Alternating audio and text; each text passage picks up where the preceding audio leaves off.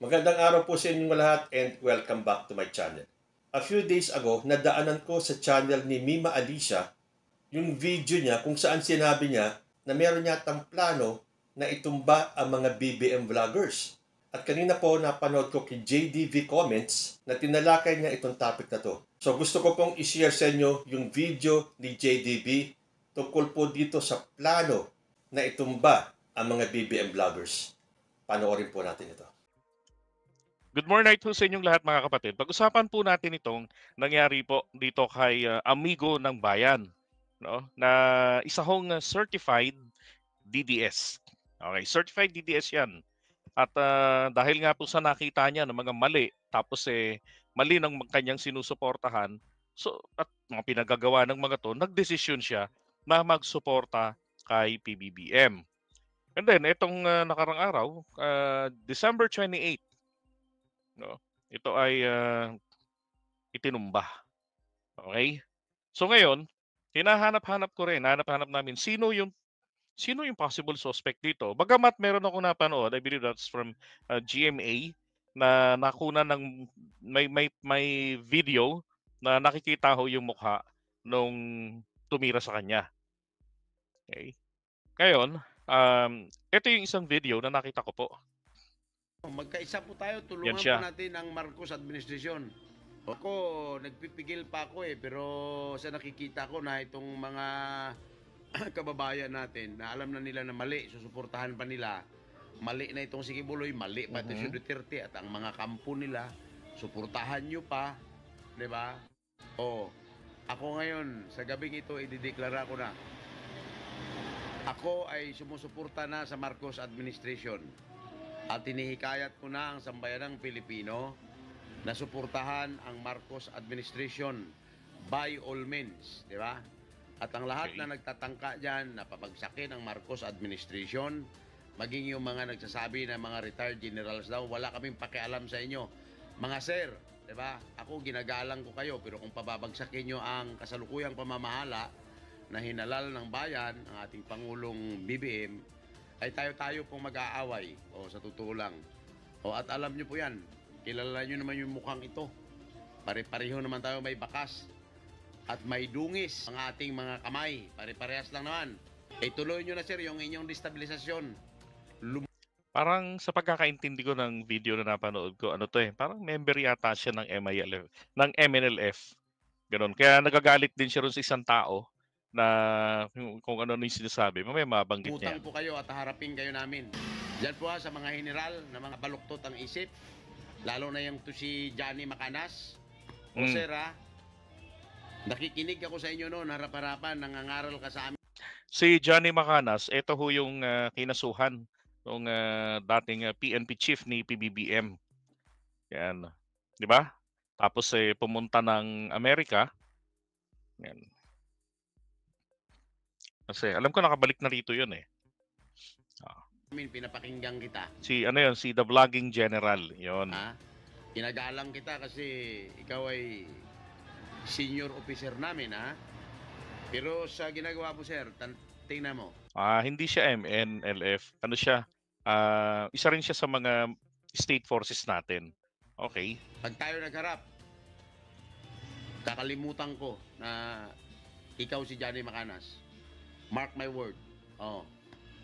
Kaya tigilan mo yan, sir, hanggat maaga pa, magbago ka. May pagkakataon pa. Alam mo yan, sir, kilala mo ako, hindi ako nagbabanta na hindi ko ginagawa. Pag nagkita tayo, kita mo.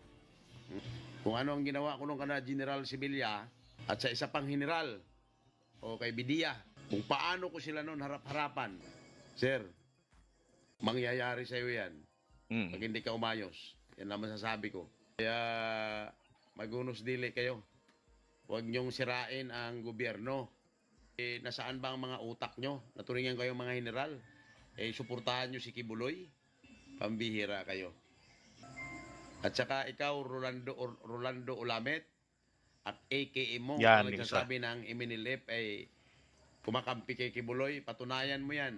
Magkikita rin tayo. Makikita din tayo. Magkakaroon talaga ng pagkakataon na magkikita tayo.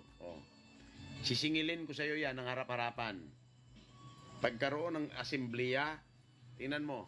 Nag-anniversary lang nung nakaraan, siyempre. Hindi tayo nagkita-kita. Pwede. Oo. Pero may panahon na magkikita tayo, sisingiling ko sa'yo yan. Ginagamit mo ang MNLF sa sarili mong pakinabang? Oh. Kasi yung nagsabi na ang MNLF ay sumusuporta sa mga Duterte, bla bla bla.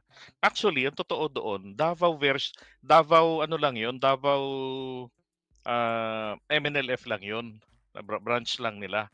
Pero nagsalita, nahanap ko yung video niyan eh. Nagsalita na diyan sila Nur Miswari, yung pamunuan, na hindi totoo na ang MNLF, yung kabuuan, ay sumusuporta.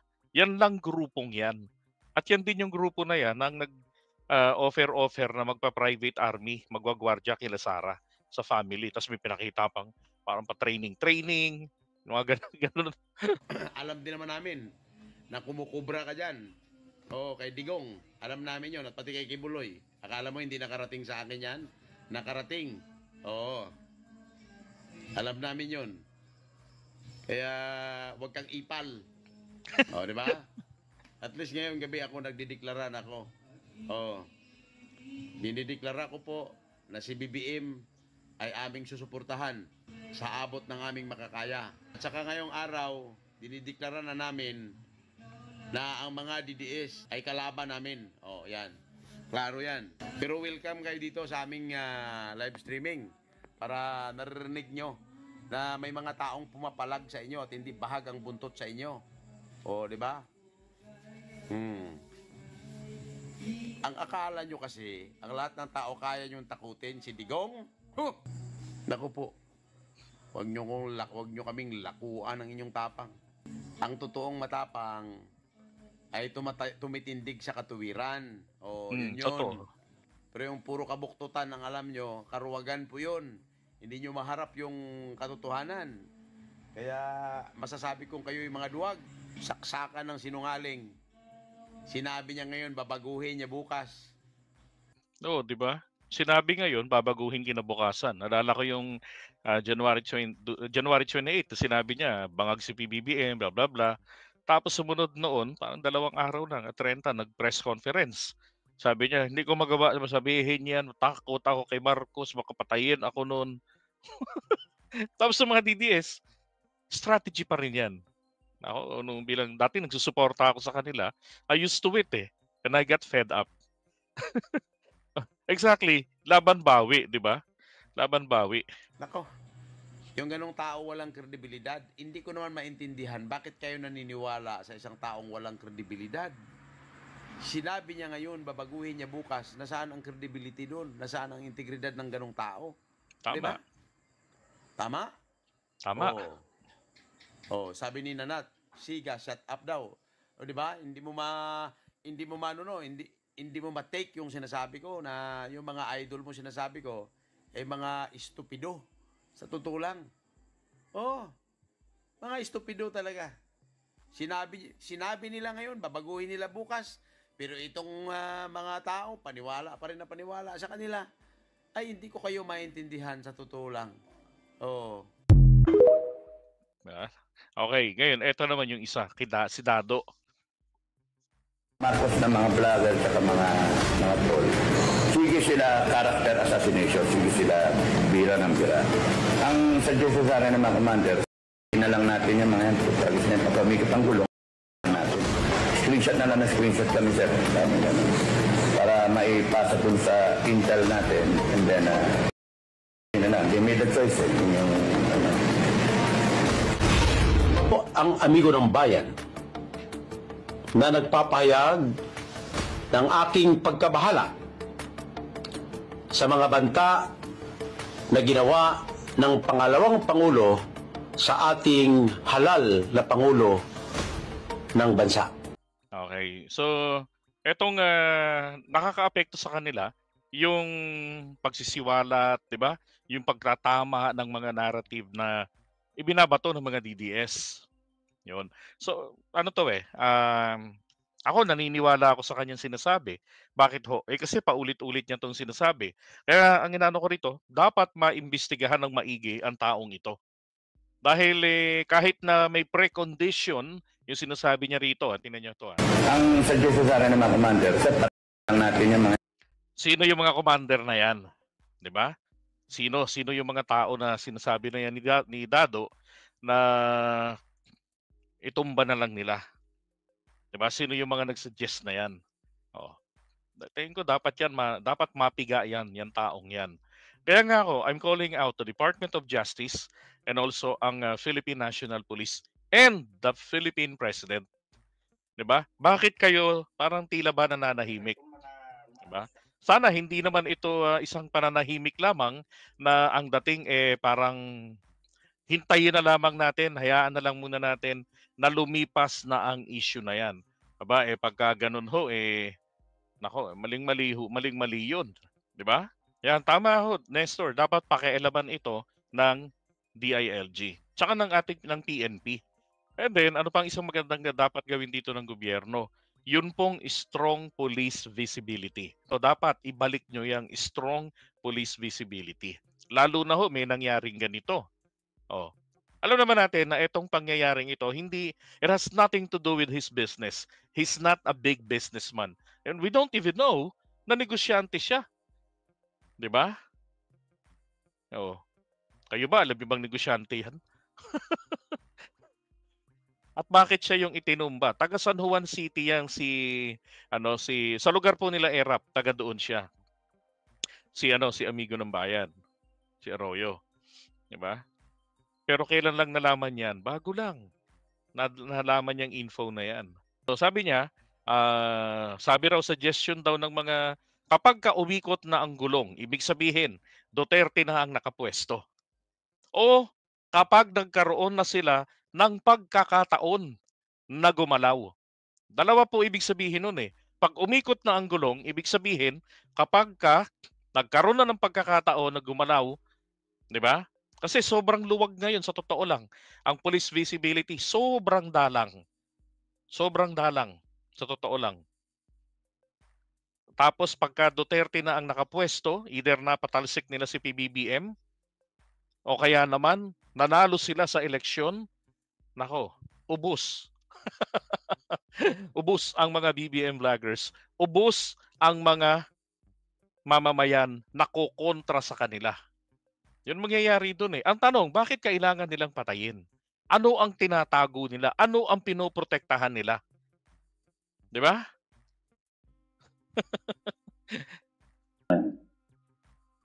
Mabuti na lang kung madaldal to si Dado eh. Alam nyo, isang iniisip ko na ka-level ng anghang ng pagsasalita nito. Ito hong si Orculio. Kilala niyo si Orculio? Oh, isa ho yun sa talagang anti-Duterte. Na-meet ko si Orculio. Sana walang mangyaring masama sa kanya. Doon po sa, naalala nyo nung hinamon si Pulong sa Luneta na magduelo. Hindi siya nagpakita, hindi naman sila nag-react. So doon ko na-meet etong si Orculio. Yun na, sabi niya nga, ako talaga, binumura ko talaga yung mga yan. Sabi niya, yan ang content ko kasi galit ako sa mga yan. Hindi ko naman na naitanong sa kanya kung ano yung basihan ng galit niya. So sana hindi siya ang isunod, 'di ba? Samantalang pag-upo pa lang nila PBBM, naghintay lang to ng konting panahon eh. Nung malaman nila na hindi sila nakikinabang, hindi na ipopwesto yung mga tao na gusto nila, 'di ba? Yun eh, doon nila yung tinira ng tinira eh. Ayun si Baste. Yan, correct. Si Baste, si congressman. Ay si Mayor, sorry. Hindi pala si Pulong. Si Mayor Baste ang hinamo ni Waldy Carbonell doon sa Luneta. So ako naman nagpunta rin doon. Wala naman dumating. 'Di ba? Si Waldy dumating. At talagang may dala. May dala talaga siya. Para nga sa duelo nila. So screenshot anong gagawin ng intel nila? So yung intel nila, ito yung kanilang ito yung magi-investigate sino tong mga taong ito, ano ang tunay na pangalan ng nasa likod ng pseudonym na to, ng channel na to, or pages na to, or TikTok na to. Tapos aalamin kung saan, 'di ba? Pag-aaralan yung routine, then sa kanila ngayon bababaan. Ito ho yung galawan na ginagawa dati ng mga taong labas. 'Di ba? Bababaan ka ng sulat na Yung sobre na may bala at ribbon sa loob na kulay itim, ang ibig sabihin nun markado ka na. Tawag doon cadena de amor. Alam na alam yan ng mga taga Makabayan Black. Cadena de amor. Ganon. Tapos, pag natsyempohan ka, tumba. Ganon. So ito, ganon din ang ginagawa nila ngayon. Etong pag-aanunsyong ito ni Dado, kasi nagbablog to maaaring pamparami ng viewers. Hindi niya kasi makuha yung katulad na yung katulad ng kay Maharlika na dumadami yung viewers, 'di ba? So sa kanya ngayon, ganyan yung mga tirada niya. Ano yung kakausapin ka? Apostle Roy. Yung ba yung sulat na yung Cadena de Amor? Alam nyo, etong sinasabi ko, dapat ang gawin po talaga rito ng Marcos administration, no? Ibalik ang death penalty, madaliin yung pagpasa ng panukalang batas, yung laban po sa mga fake news peddler, at patawan ng mabigat na parusa. Kahit na kaming mga BBM vloggers, pag kami po ay nag-fake news at napatunayang mali kami, dapat kaming managot. Di ba? Ganun dapat. Sabi nga no one is above the law. Dapat ganun. Dapat para maayos. Tapos yung death penalty na yan, napagbalik niyan, gawin po ng gobyerno seryoso. 'Di ba seryoso? Yun pa yung isang kulang dito sa Marcos administration Ang pagbitay. Para katulad na rin sa tatay niya. 'Di ba? Saka tong mga to, dapat ako talaga ay ipinupush ko talaga sa ating gobyerno. Damputin nyo ang taong ito. Naniniwala ako malaki ang kinalaman nito ni Dado. Malaki ang kinalaman nito sa pagkakapatay nito dito kay amigo ng bayan. Okay? Yun nga yung yun ang inano ko sa mga kasama nating vloggers na tama kayo. Dapat i-push natin sa mga contents natin. I-call out natin ang ating gobyerno na huwag pabayaan ito. Kasi anong nangyari dito, nangyari kay Percy Lapid. 'Di ba? Percy Lapid. Walang ibang ginawa mo. Laging binatikos ng binatikos. Kilala nyo na. 'Di ba? Kaya nga nagtaka kami noon, kami ni Go Philippines. Bakit ang naputukan ng butche etong si Bantag? Samantalang si Bantag 2 beses lang binatikos nito ni Percy Lapid. Kung ang basihan ng DOJ yung pagbatikos kay Bantag, napaka-light po ng batikos si Bantag. Ay batikos si Percy Lapid kay Bantag. 'Di ba? So dapat ang suspect po talaga doon walang iba kung hindi ho si dating Pangulong Duterte. Kasi yun talaga yung kanyang binatikos ng binatikos halos araw-araw doon. Hindi lang batikos, dinubulgar niya yung mga yung mga kabulukan. 'Di ba? Tapos ngayon naulit, 'di ba? Anong petsa yung nangyari kay Percy Lapid? Tingnan ko nga muna sa Google. I-Google natin 'to. August 11. Yung nangyari kay Percy Lapid. October 3, 2022. Yan. Percy Lapid, a radio journalist and radio broadcaster, was while on his way home in Las Piñas. Yun. 'Di ba? Parehong-pareho yung nangyari Sabi nga ron sa video ng nagpalabas nito, sabi, tingin nila, sabi ng mga pulis, ay minanmanan ito, minatyagan talagang maigi, pinag-aralan yung kanyang galaw, yung kanyang routine. Mula kung saan siya sumakay, 1 kilometro saka sumakay itong mga tumira sa kanya. So ibig sabihin, talagang nabantayan talaga siyang maigi. 'Di ba? O kung paanong atake ang gagawin sa kanya, yun. Okay? So, tingnan natin kung ano yung magiging development nito.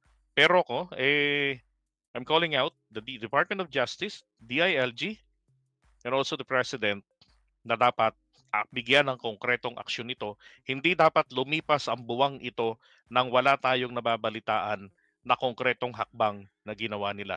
It cannot be enough to say, to hear, na sasabihin lamang po ng NBI, ng Department of Justice, we're working on it. Di ba?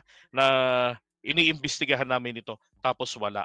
Dapat po nito, pagharap nila bago matapos ang buwang ito, dapat po meron talaga silang achievement, di ba? Sa kanilang investigasyon na ginagawa. Kasi maliwanag, may nagbanta. Maliwanag na maliwanag, merong grupo, di ba? Na kinabibilangan si Dado.